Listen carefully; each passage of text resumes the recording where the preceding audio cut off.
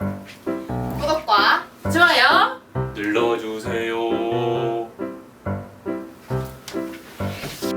절터 낮추기 프로젝트 저절로 간다.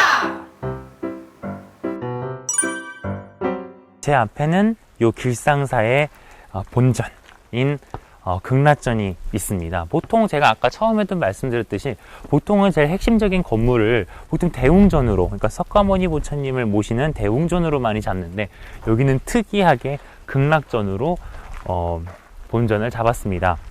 혹시 극락전이면 누가 모셔져 있는지 기억하시나요? 기억을 못 하신다면 여기 영상 보고 오시면 여러 부처님들에 대한 얘기가 담겨져 있습니다. 혹시 알고 계시나요? 네, 바로 아미타 부처님이십니다. 뭐 미타전, 아미타전, 무량수전 등등등등 다 세트예요. 다 친구들이라고 생각하시면 됩니다. 그럼 여기 왜 굳이 아미타 부처님을 모셨느냐? 원래는 부처님이 계셨어요. 그러니까 석가모니 부처님이 계셨어요. 근데 그 석가모니 부처님과 원래 계시던 보살님들, 옆에 계신 보살님들, 협시보살이라 그러는데 보살님들은 지금 어디론가 옮겨졌습니다. 그 어디론가에서 저희가 엔딩을 찍을 거니까 끝까지 봐주시고요.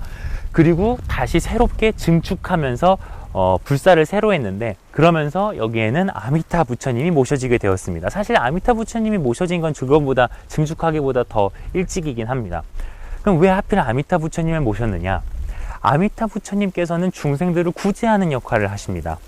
그런데 이 공간이 여기 사찰을 시주했던 길상화보살의 청도 있었지만 여러 안타까운 사연들을 많이 갖고 있습니다. 군사독재 시절에, 엄혹한 시절에 비밀회동이 벌어지던 곳에 많은 여성 기생들이 또 여기서 일을 했었죠.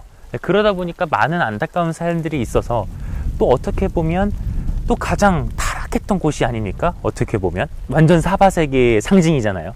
유흥과 향락과 술과 있잖아. 그러니까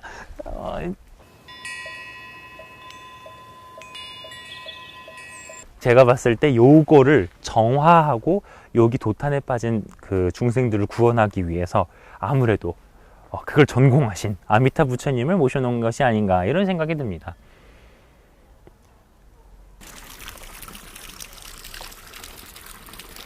여러분들이 보시는 이 곳에는 거북왕이 자리하고 있습니다.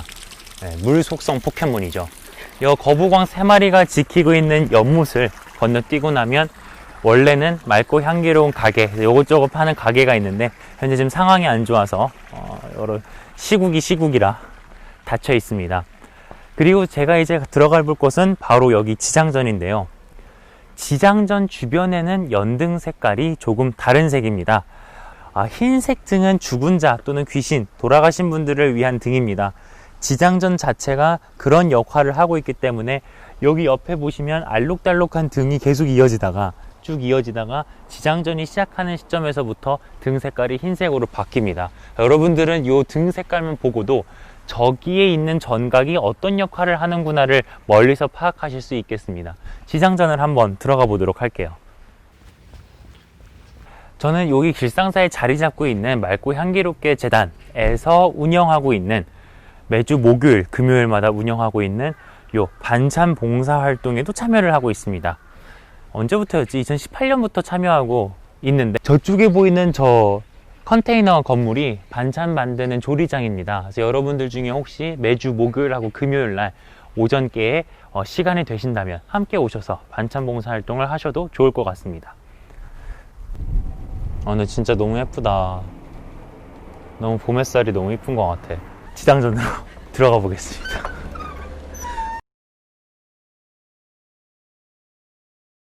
네, 저는 지금 지장전에 들어와 있습니다. 제 뒤에 보이시는 분이 지장보살님입니다. 부처와 보살 사이의 차이는 조금 이따 설법전으로 옮겨서 다시 말씀드리도록 하겠습니다. 지장보살은 이렇게 설명이 나와 있는데 보시기 귀찮으시기 때문에 제가 간단하게 정리를 해드리도록 하겠습니다. 지장보살님은 간단하게 말씀드리면 지옥에 있는 중생들을 구원하시는 분입니다. 여기에는 약간 얽혀있는 스토리가 있는데, 지장보살님이 전생에 여성의 몸을 하고 태어났는데 그 어머니가 너무나 많은 살생을 저질러서 죽으면 지옥으로 떨어질 운명에 놓여 있었습니다.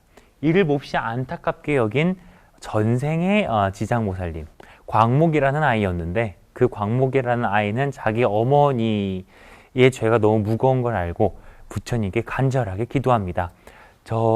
저희 어머니를 부디 지옥에서부터 구원해 주소서. 그랬는데 그 정성이 통했는지 지장보살 광목의 어머니는 광목이 살고 있는 집의 종으로 다시 태어납니다. 돌아가시고 나서 다시 태어나는데 지은 죄가 너무 많기 때문에 다시 태어났음에도 불구하고 13년밖에 살지 못한다라고 운명이 지어져 있었습니다. 그러지 광목은 다시 한번 기도를 합니다. 이 세상에 있는 모든 중생들을, 지옥에 있는 모든 중생들을 구원하겠다. 그 모든 중생들을 다 구원하게 한 다음에야 내가 비로소 해탈하겠다 라고 합니다. 그렇게 큰 원을 세운 분이 바로 지장보살님입니다. 그래서 지장보살님은 이렇게도 표현이 돼요. 약간 국정변호사 같은 느낌으로, 우리 그 신과 함께에서 보면 지난번에 얘기했지만 거기 막 고통받고 있는 중생들을 하나하나 건져가지고 다시 극락세계, 다시 서방 정토세계로 인도하는 역할을 맡고 있기 때문에 지장보살님은 어떻게 보면 진짜 국정변호사의 역할을 하고 있다고 볼 수도 있죠. 근데 어떤 분들은 저분은 자기 엄마 자기 잘 태어나게 해달라고 그렇게 기도한 거 아니냐라고 하는데, 그 방점은 자기 어머니뿐만이 아니라 모든, 그러니까 가장 구원받지 못할 것 같은 사람들까지도 모두 다 구원받는 시점까지 내가 끝까지 다 지옥에 남아서 한 분 한 분 다 구제해 주겠다라는 책임감을 굉장히 강하게 드러내신 분이라고 할 수 있습니다. 그런 까닭에 제사를 지내거나 뭔가 돌아가신 분들을 위해서 기도를 올리거나 또는 자신의 조상분들을 보고 싶을 때는 언제든지 이 지장전으로 오셔서 지장보살님과 함께 계시면 마음이 편안해짐을 느낄 수 있을 것입니다. 호다닥! 어디에는 지장보살님이 계시고 또 어디에는 아미타 부처님이 계시고 앞에는 또 관세음보살상이 있고, 아니 도대체 뭐가 보살이고 뭐가 부처고 여러분 궁금하지 않습니까? 그래서 오늘 마련된 불교 지식 코너에서는 보살과 부처의 차이점에 대해서 한번 간단하게 살펴보겠습니다. 많은 분들이 어느 정도까지 알고 계시냐면 부처가 좀 더 높은 거 아니야? 보살은 좀 낮은 거 아니야? 그래서 좀 보살보다 부처가 더 센 거 아니야? 라고 생각을 하십니다. 등급으로 급으로 따지면 틀린 말은 아닌데, 보다 정확하게 얘기하면 이 보살이라는 존재가 왜 생겨났느냐, 그러니까 종교적이라기보다는 조금 한 발 물러서서 살펴봤을 때 이 보살이라는 개념이 왜 탄생했느냐에 대해서 알아보는 게 더 중요할 것 같습니다.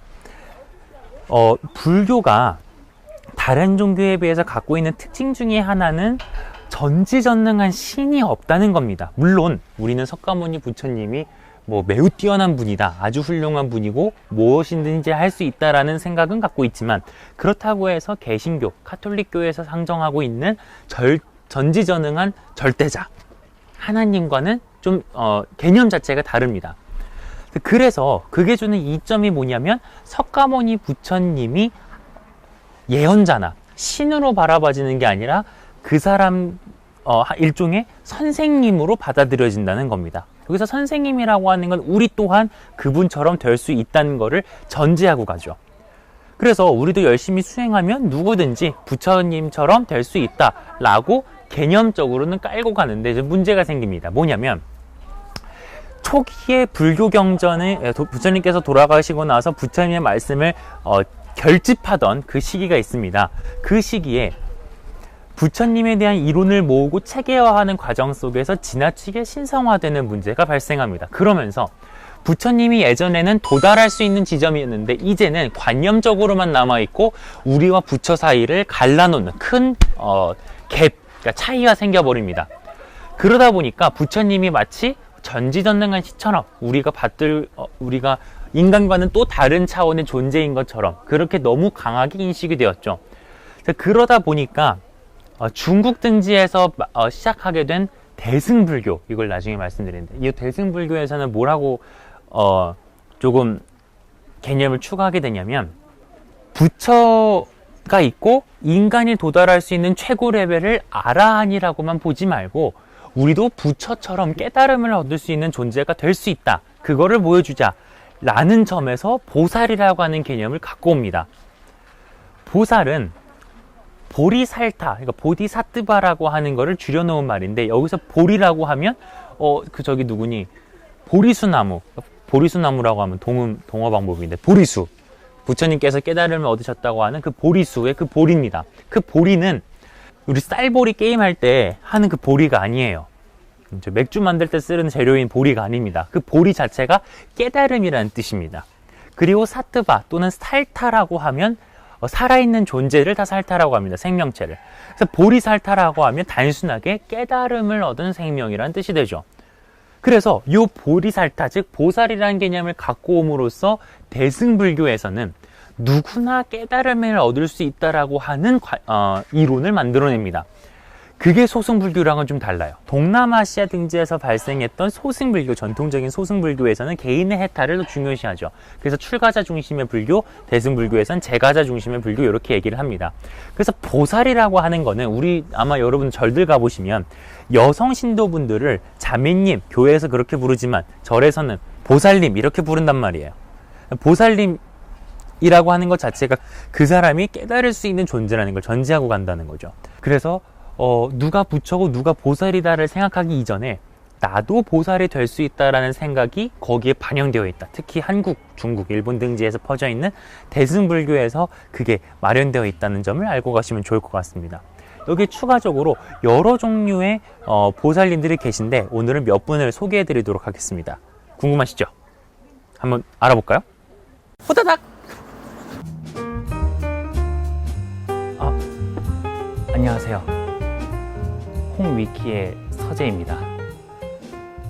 가 아니고 사실 여기 옆에 둘러보시면 여기가 이제 다란이다원인데요. 옆에는 여기서 보관하고 있는 도서관처럼 책들을 많이 보관하고 있습니다. 보셨죠? 네, 보셨을 거라고 믿습니다. 제 뒤에는 조금 불경스럽긴 하지만 부처님과 함께 두 분의 보살님이 계십니다. 여기서 제가 부처님과 보살에 대한 이야기를 조금만 더 이어가도록 하겠습니다.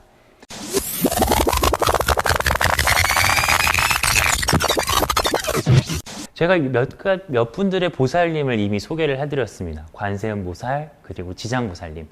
그리고 오늘은 몇 분을 더 소개를 해드릴 건데요. 바로 문수보살, 보현보살 두 분이 세트예요. 그 다음에 대세지보살. 대세지보살님은 관세음보살님하고 아미타 부처님하고 세트입니다. 셋이서. 자, 왜 그렇게 되느냐? 여기에 얽힌 이야기가 하나 있습니다.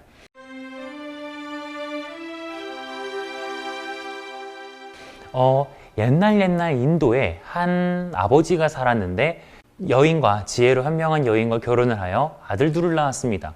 첫째가 조리, 둘째가 송리. 둘 다 빨리 떠난다 라는 뜻을 갖고 있죠. 빨리 떠난다라고 하는 거는 빨리 해탈과 극락세계로 들어갈 수 있다는 뜻이지만 그게 인간의 관점에서 본다 그러면 이른 사망을 얘기하기도 합니다. 어쨌든 이 조리와 송리라는 두 아이를 남기고 어머니가 일찍 돌아가시자 아버지는 어쩔 수 없이 새어머니를 드리게 됩니다. 그 동네 마을에 큰 흉년이 들어서 식량을 구하기 힘들어지자 아버지는 이웃 마을로 식량을 구하러 먼 길을 떠나게 됩니다. 그러나 남편이 돌아오지 않자 새엄마는 식량이 떨어져 어쩔 수 없이, 글쎄 이게 어쩔 수 없이라고 얘기해야 되는지 어쩔 수 없는 건 없는 것 같은데 아무튼 그 자기의 이제 양아들 뭐라 그래야 돼? 전처소생이라고 할 수 있죠. 조리와 송리를 무인도로 데려가서 버리고 옵니다. 어린아이 둘을, 아주 어렸는데 초등학생 이랬는데. 그래서 형인 조리가 우리가 자기네들이 버려졌다는 사실을 먼저 깨닫고 10손가락에 모두 물어뜯어 피를 내어서 서원을 씁니다. 동생과 함께. 다시는 우리와 같이 불행한 아이들이 나타나지 않아서 누군가 고통에 겪고 있고 어찌할 수 없는 상황에 놓여 있거나 또는 구제받을 수 없는, 구도받을 수 없는 상황에 있으면 우리가 부처님이 되어 그 앞에 나타나자. 우리가 저들을 구원하자라고 서원을 세우게 됩니다. 그렇게 조리와 송리는 무인도에서 굶어 죽게 되고 뒤늦게 아버지가 돌아오지만 아들들은 이미 죽어 있습니다.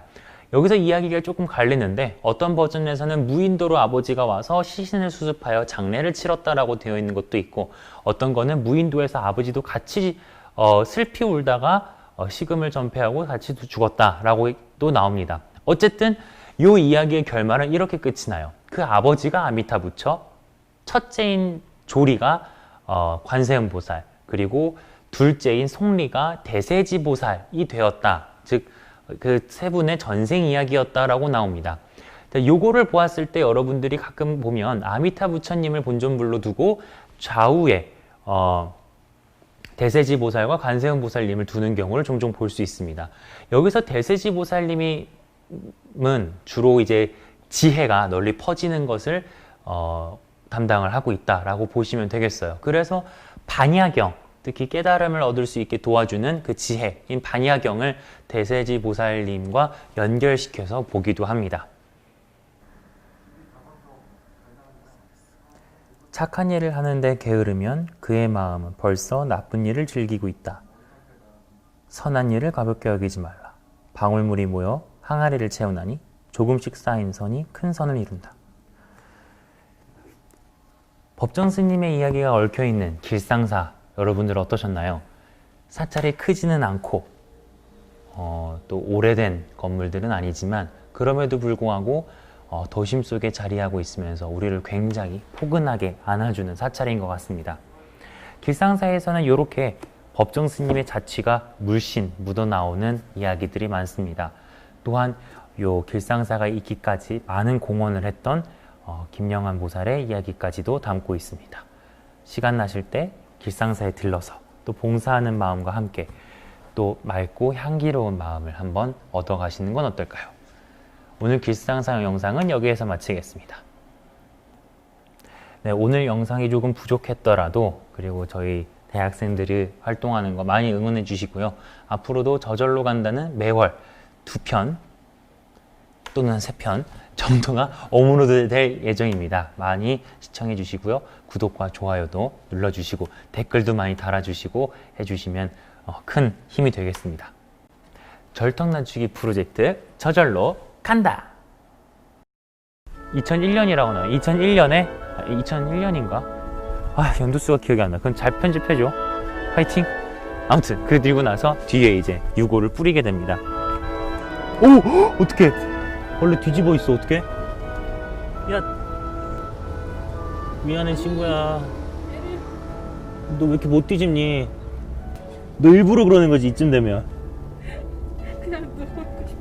너 그냥 누워있고 싶은 거지. 됐다! 됐다! 어딨어? 엎었어. 그래?